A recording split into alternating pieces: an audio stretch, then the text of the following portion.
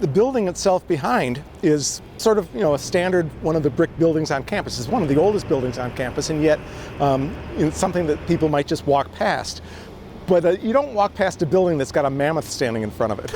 And so we're hoping that this mammoth will be sort of an eye-catching draw that not only brings people's eyes towards the sculpture itself, but also towards the building behind it and what goes on in the building. We're really excited to have the mammoth outside.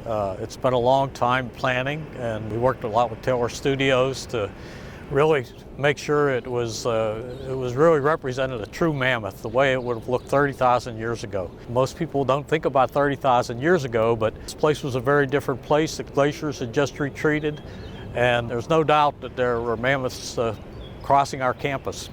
And so we have one crossing the campus now. We thought that we would like to have a sculpture that was outside so that would draw attention to the building, but would also be representative of the heritage of the building, which was the natural history building since its beginnings, and it at one time hosted a natural history museum, and also was representative of some of the current activities that go on in the department, such as the study of Earth history and the study of life sciences.